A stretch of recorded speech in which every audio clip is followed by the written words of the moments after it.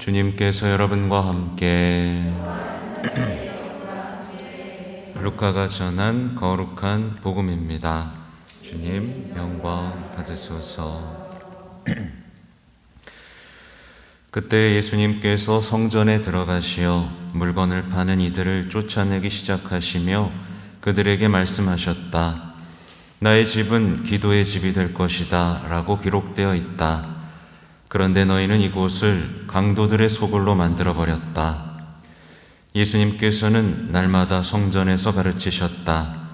수석사제들과 율법학자들과 백성의 지도자들은 예수님을 없앨 방법을 찾았다. 그러나 어떻게 해야 하는지 그 방도를 찾지 못하였다. 온 백성이 그분의 말씀을 듣느라고 곁을 떠나지 않았기 때문이다. 주님의 말씀입니다.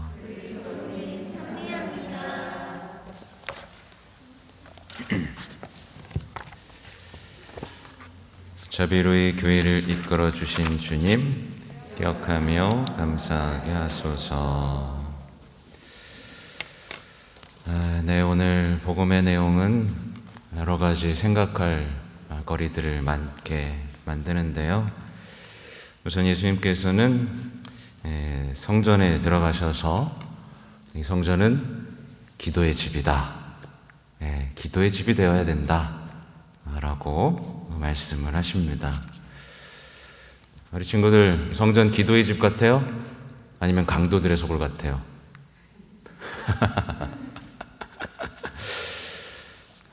기도의 집은 기도의 집인데 이상하게 요즘에 기도의 스승들은 사라져 가고 있어요. 말하자면 기도의 집에서 기도를 가르칠 수 있는 사람들이 사라지고 있는 거죠. 그리고 기도하러 오는 사람들도 이제 점점 적어지고 있죠. 기도할 시간이 없다. 기도가 어렵다. 그러면서 기도를 피하기만 했지. 어떻게 보면 그래서 이 시대의 그리스도인의 삶에는 기도가 사라져버린 것만 같고, 기도의 스승들이 사라져버리니까 기도를 배울 수 있는 곳도 사라져버린 것만 같은 시대가 되었죠. 그래서 저는 개인적으로 본당에서 가장 중요한 건 기도하는 공동체를 만드는 것이고, 기도를 배울 수 있는 공동체를 만드는 것이고, 다양한 기도를 소개함으로써 다양한 기도를 접하고 자신에게 맞는 기도를 통해서 예수님과 가까워지도록 하는 것이 첫 번째 임무라고 생각을 합니다. 그래서 정리를 해봤어요.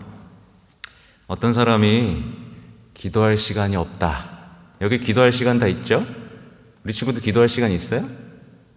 있어? 다행입니다. 기도할 시간이 없는 사람은 뭐죠? 사실은 세상에 속한 사람입니다. 믿음이 없어요. 기도할 시간을 내야만 자신이 살 수 있다는 걸 인정하지 않는 거죠. 기도할 시간이 어디 있어? 먹고 살기도 바쁜데. 세상에 속한 겁니다. 그는 아마 영영 기도하기 어려울 거예요. 또 어떤 사람이 기도가 어렵다. 기도 왜 이렇게 어려운 거야?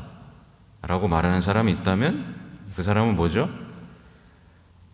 굉장히 비인간적인 삶을, 실제로 위선적인 삶을 살고 있을 가능성이 많습니다. 기도 어렵더라도 해야죠. 왜냐하면 예수님조차도 기도 없이는 아무 일도 하지 않으셨거든요. 기도를 해야만 제자들을 선택할 수 있었고, 기도를 해야만 어딘가로 나아갈 수 있었고, 피땀 흘리며 기도를 한 뒤에야 십자가를 질 수 있었는데, 기도가 사라진 사람에게 뭐가 남겠어요? 그 사람은 예수님과 닮은 모습이 하나도 없을 것이고, 그 말은 즉 비인간적인 삶을 살고 있을 가능성이 많다라는 뜻이죠.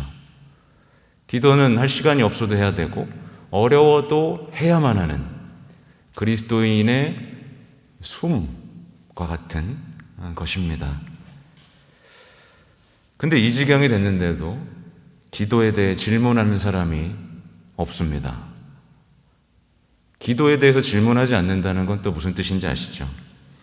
예수님에 대해서 궁금한 것이 없다라는 뜻입니다. 그리고 하나님 나라에 대해서도 궁금한 게 없다라는 뜻이에요. 우리 친구들도 복음 보면서 계속 질문합니다. 이거 무슨 뜻이에요? 아주 막 어떨 땐 기상천외한 질문도 하고, 아이들은 궁금해요. 복음이 왜 이렇게 쓰였는지, 예수님이 누구신지, 그죠? 예수님이 도대체 누군데 우리를 이토록 힘들게 만드나? 아니죠? 안 힘들어. 빨리 여기 오고 싶죠? 예수님이 누구신데 나를 이렇게 끌어들이는가? 매력에 푹 빠져서 이제 복사 준비를 하고 있는 아이들입니다. 코로나가 이제 위드 코로나가 됐는데, 사실 더 심해지긴 했죠. 3,000명이 넘는다고 하는데, 어쨌든 위드 코로나 시대가 되니까 다시 성전을 찾아오신 분들이 많아졌어요. 근데 사실은 저는 물어봅니다. 코로나 때문에 성전 안 왔어요. 그럼 물어봐요. 아니, 사람 없을 때 잠깐 들으는 것도 힘드셨습니까? 그럼 이제 대답을 못하죠. 사실 기도의 집, 이 성전을 찾아오는 것을 귀찮게 여기는 사람들이 있습니다. 사실은 우리가 뭔가 어려움에 쌓이고 시련을 겪을 때 가장 먼저 와야 될 곳은 기도의 집입니다. 내 말을 들어줄 사람이 아니죠. 내 말을 들어주는 사람을 찾아가는 순간 악마와 악수하는 겁니다. 우리가 힘들고 내적으로 지칠 때 기도의 집을 먼저 찾아와야죠. 기도의 집을 찾아오지 않는 사람은 하나님께 대한 경외심이 없는 사람, 충실함이 없는 사람, 하나님에 대한 사랑이 없는 사람인 것으로 드러나는 겁니다. 그렇죠? 교황님께서도 이 점을 깊이 알고 계셨는지 이렇게 말씀하세요. 저는요, 겸손되이 말하는데 우리 그리스도교 신자들이 어쩌면 경배의 정신을 좀 잃어버린 것이 아닌가 싶어요. 생각해 봅시다. 우리는 성전에 가고 형제들로서 함께 모이고 그거 좋고 아름답죠. 하지만 중심은 거기 하느님께서 계시는 곳입니다. 우리의 자신은 경배하고 경청하는 경건함, 용서를 청하고 주님을 찬미하는 경건함이어야만 합니다. 그러니까 성전은 어떤 곳인 거예요? 주님께서 나에게 하시는 말씀이 무엇인지 듣는 곳, 그리고 용서를 청하는 곳, 감사와 찬미를 하는 곳, 이런 곳이 되어야지 이렇게 와서 사람들 얼굴 보고 봉사활동하고 재밌게 놀다가 가는 곳이 아닌 것이죠. 예수님께서는 날이면 날마다 성전에서 가르치셨습니다. 이 말 때문에 매일 미사를 하지 않을 수가 없습니다. 사제들은 주일 미사만 하고 가르치면 좋지만 예수님께서도 이렇게 가르치셨는데 감히 우리 사제들이 날마다 가르치는 것에 게으를 수가 없죠. 우리는 날마다 성전에 찾아올 때마다 예수님으로부터 가르침을 듣게 됩니다. 이건 거저받을 수 있어요. 단순히 제 강론을 들으라는 얘기가 아닙니다. 우리는 성전에 와서 그분의 말을 경청할 때 우리는 날마다 새로운 예수님의 가르침을 얻게 됩니다. 근데 날마다 안 오면 어떻게 되겠어요? 날마다 안 올 때마다 예수님의 가르침을 못 듣는 거겠죠. 물론 성전에 못 오는 사람들도 있습니다. 그러나 우리 안에 또 성전이 있죠. 우리 안에 성전에 머물 수 있는가, 우리 안에 성전은 잘 지어져 있는가도 돌아봐야겠습니다. 아무튼 우리가 예수님의 가르침을 놓칠 때마다 세상에 혹한 가르침에 넘어가게 돼 있는데, 예수님의 가르침이 없을 때마다 이제 감사 없는 삶, 또 평화 없는 삶, 사랑 없는 삶, 희망 없는 삶에 노출돼 버리죠. 우리는 예수님의 가르침을 정말 얻고 싶어야 하고, 그래서 가르침을 얻으려고 해야 돼요.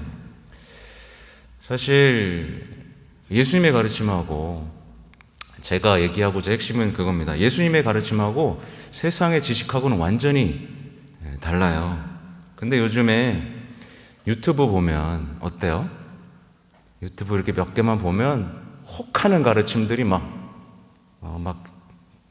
그죠? 눌러보고 싶죠, 어떻게 하면 사람 관계를 좋게 만들까? 어떤 사람을 불평이 나올 때는 어떻게 해야 될까? 온갖 강의들이 넘쳐나고 있습니다. 그래서 저도 그런 강의를 사실 좋아했었고, 그래서 최근에 뭐였더라? 제목은 생각 안 나지만 한번 들어봤어요. 제가 좋아하는 교수님이기도 해서. 들어봤더니 어떤 느낌이 드는지 아세요? 와, 진짜 말 잘한다.